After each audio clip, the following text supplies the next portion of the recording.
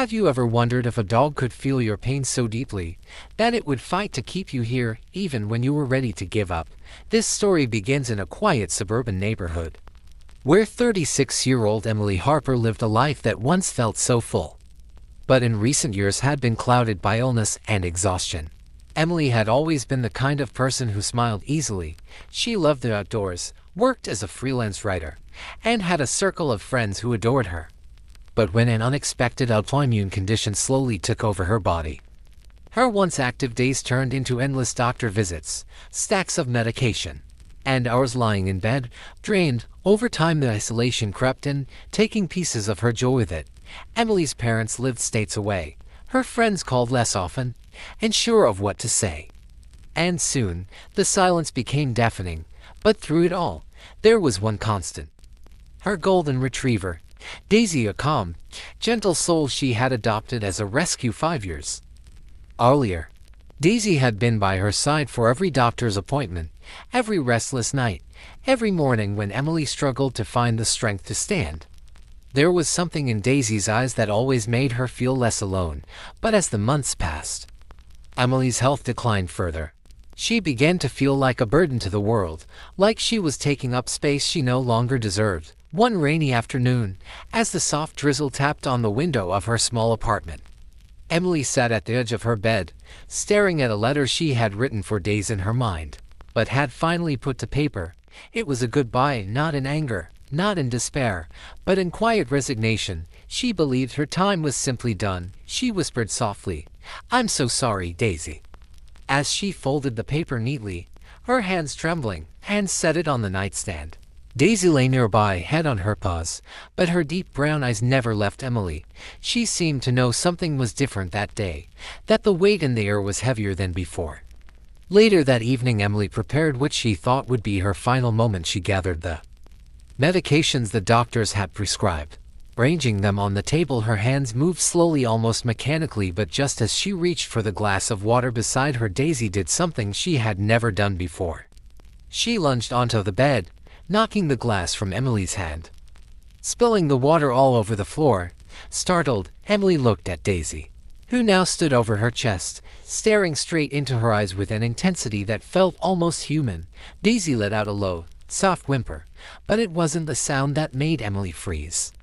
It was the way Daisy nudged the letter off the nightstand and pawed it toward her, then sat on it, refusing to let Emily pick it back up. It was as if Daisy was saying, "Not today, please don't leave me." And in that moment, for the first time in weeks, Emily hesitated, her heart pounding in her chest, and she began to cry, really cry, the kind of deep sobs that come from somewhere you didn't know still had feeling. Daisy pressed her body close, refusing to move. She stayed there all night, her warmth wrapped around Emily like a lifeline.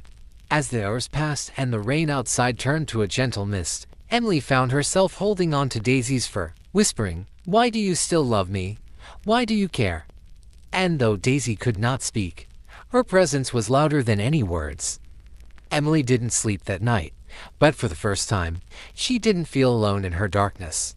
She realized there was someone who needed her, someone who would never let go, someone who saw her worth even when she couldn't. And in that fragile moment, a tiny seed of hope began to bloom. The next morning crept in quietly. Sunlight filtered through the thin curtains, casting soft streaks of light across the room. Emily hadn't slept. Her eyes were puffy and her throat felt raw from crying, but for the first time in weeks, there was no numbness. She felt something, even if it was just exhaustion mixed with the faintest trace of relief that she was still here. Daisy lay curled at her feet, her breathing steady, but her gaze remained fixed on Emily, as if she was still on guard. Emily reached down slowly, stroking Daisy's head, whispering, "I don't know what to do." Daisy didn't move, but she pressed her head into Emily's palm with quiet strength. That small gesture, that simple connection, it was like a thread pulling Emily back from the edge. The thought of what Daisy had done lingered in her mind all day, how the dog had knocked the water away, hidden the letter, and refused to leave her side. It wasn't coincidence, it was instinct, love, loyalty beyond words. Later that day, Emily forced herself out of bed, her legs shaky, her mind heavy. She walked slowly to the kitchen and poured Daisy her breakfast. And for the first time in weeks, she made herself eat a piece of toast, small, simple, but it was something. As she sat quietly at the table, Daisy lay beside her chair, occasionally looking up with those same unwavering eyes. Emily thought about the life she had before her illness, the mornings she'd jog in the park with Daisy, the evenings she'd sit by the fireplace reading books, and the friends she used to laugh with over long dinners. All of it felt so far away. Like a different lifetime, she wondered if it was even possible to feel that alive again. But then, she looked at Daisy, who had already been through so much herself. She had been a rescue dog, found malnourished and scared on the streets, yet Daisy had healed. She had learned to love and trust again, and now she was here, giving Emily a reason to hold on. That afternoon, Emily sat by the window with a blanket wrapped around her, staring at the small park across the street. She hadn't stepped outside in weeks, maybe months. And suddenly, she felt a strange urge to at least open the window, breathe the air. Daisy sat beside her, tail wagging slightly as if she could sense the tiny spark of change. Emily hesitated, then whispered, "Should we go outside? Just for a minute?" Daisy's ears perked up, and she gently nudged Emily's hand with her nose, pushing her toward the door. Emily smiled weakly. "Okay, just for you," she said softly. She put on an oversized sweater and slid her feet into worn-out sneakers. Every step felt slow, heavy, but with Daisy leading the way, they made it out the door. The cool air hit Emily's face, and for a brief second she felt alive. The wind carried the scent of blooming flowers from the neighbors' gardens, the sound of children playing in the distance, and the faint rustle of leaves in the breeze. Daisy walked slowly beside her, not pulling, not rushing, as if she knew Emily was fragile. They made it to the small park across the street, and Emily sat on a bench, her heart pounding, not from panic, but from the unfamiliar feeling of being outside. And as she sat there, Daisy placed her head on Emily's lap, looking up with calm, loving eyes. An elderly woman passed by with her own dog. She smiled warmly at Emily and said, "What a beautiful companion you have." Emily nodded faintly. "She's the reason I'm still here," and for the first time saying those words out loud made her realize how true they were. That night Emily opened her laptop for the first time in ages.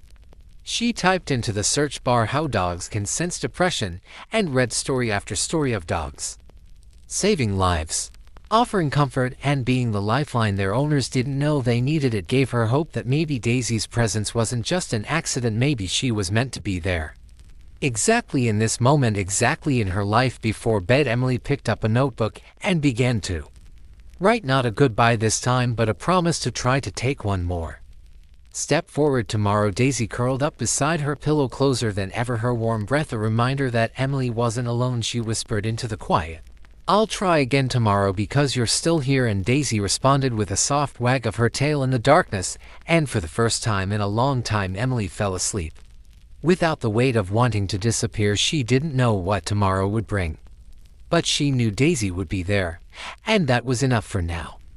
The next morning, sunlight spilled gently into the room, warm and soft, almost comforting. Emily woke slowly, feeling a quiet heaviness but also a tiny sliver of calm. Daisy was already awake, sitting at the foot of the bed like a quiet guardian, her tail thumping lightly when she saw Emily stir, for the first time in what felt like forever. Emily didn't immediately feel dread at facing the day. Instead, there was the faintest whisper of curiosity, of what it would feel like to just keep going for one more day. She stretched carefully, her body stiff, but she managed to stand. Daisy followed her to the kitchen. Emily poured her coffee, then fed Daisy, and for some reason, she made herself a small breakfast too, just toast and fruit. But eating it felt like a victory. After breakfast, weeks turned into months, and the tiny steps that Emily took slowly became part of her routine. She still had hard days, days where the weight of her past crept back in like a shadow. But Daisy was always there, steady and patient, always reminding her that she wasn't alone. One morning, Emily woke up to Daisy nudging her hand with a toy. Simple gesture, but it made her laugh, really laugh. For the first time in so long, that sound filled the quiet apartment like sunlight breaking through dark clouds, and in that moment, Emily realized just how far she had come. She began doing more little things that made her feel human again. She signed up for an online art class and started painting, using colors that mirrored the warmth Daisy had brought back into her life. One afternoon while walking Daisy in the park, Emily noticed a flyer pinned to a community board. It was for a local dog therapy volunteer program. They visited hospitals and nursing homes to bring comfort to people who were struggling. Emily hesitated, her heart pounding with a mix of fear and curiosity. Could she really do something like that? Could she step into the world again?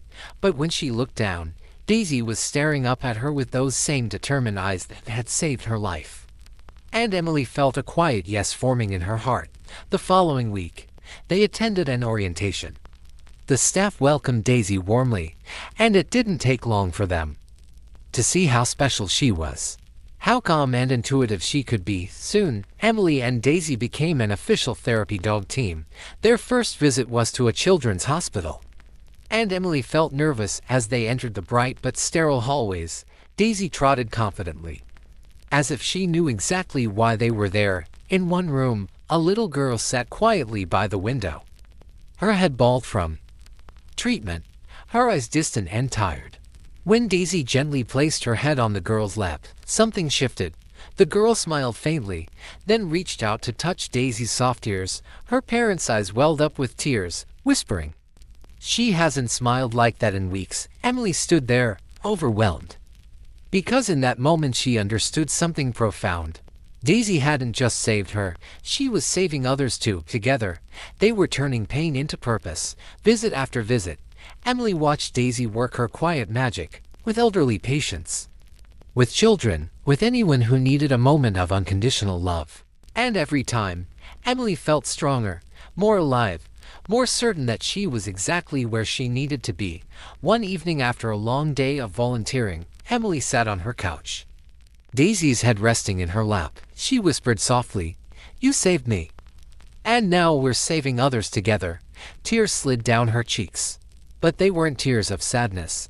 They were tears of gratitude, because Daisy had taught her the most important lesson of all, that love, even in the smallest gestures, can bring someone back from the edge. Months later, Emily stood in front of a small audience at a community event, sharing her story for the first time. Her voice shook at first, but as she spoke about Daisy, about the night she almost gave up, and how Daisy refused to let her go, the room fell silent. People wiped their eyes, and when she finished, there was a soft wave of applause. She looked down at Daisy, who wagged her tail gently, as if to say, "See, you were never alone." From that day on, Emily made it her mission to speak about the healing power of animals. She and Daisy continued visiting hospitals, schools, and community centers, touching lives everywhere they went. And at night, when the world grew quiet, Emily would wrap her arms around Daisy and whisper, "Thank you for choosing me, for staying with me, for teaching me how to live again." And in those quiet moments, she knew she was no longer just surviving. She was living, with purpose, with hope, and with the unwavering love of the dog who refused to let her go.